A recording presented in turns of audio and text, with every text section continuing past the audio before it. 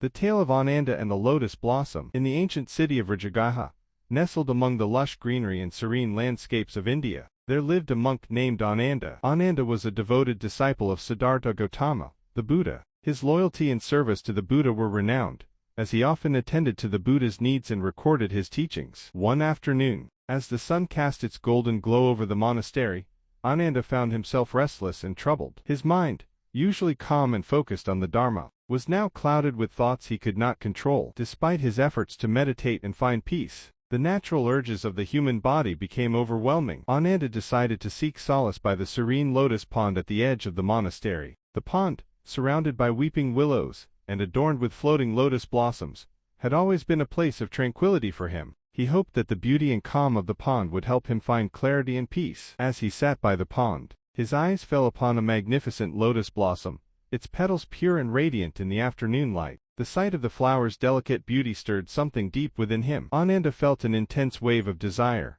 not just for physical release, but for the understanding and clarity that eluded him. Conflicted and embarrassed by his thoughts, Ananda decided to address his inner turmoil through an act of self-gratification. As he did, he focused on the lotus blossom, its purity becoming a symbol for his own quest for enlightenment. The act, though driven by carnal desire, was imbued with a deeper yearning for spiritual insight and peace. Once he had finished, Ananda felt a mix of relief and guilt. He had momentarily succumbed to his physical urges, but the experience had also brought an unexpected clarity. His mind, now free from the distraction of desire, found a moment of quiet reflection. Ananda understood that the physical act was not the answer, but a step towards recognizing the impermanence and nature of human desires. Determined to confront his feelings, Ananda sought the counsel of the Buddha. He approached the Buddha with humility, recounting his experience by the lotus pond and his subsequent feelings of guilt and confusion. The Buddha listened with compassion and understanding. "Ananda," he began, "the path to enlightenment is fraught with challenges,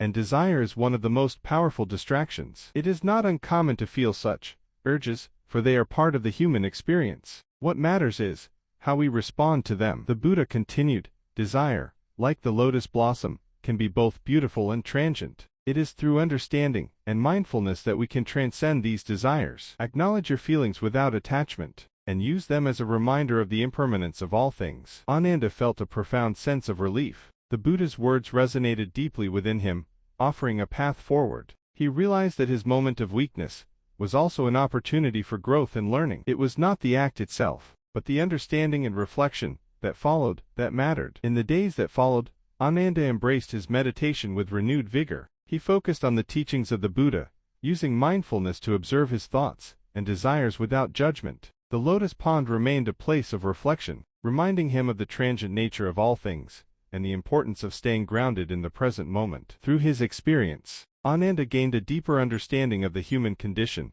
and the path to enlightenment. He learned that true wisdom comes from facing one's own imperfections and using them as stepping stones towards spiritual growth. And so, the tale of Ananda and the lotus blossom became a lesson for all monks in the monastery. It taught them that the journey to enlightenment is not about denying one's humanity, but about embracing it with mindfulness and compassion. The lotus, rooted in the mud yet blossoming above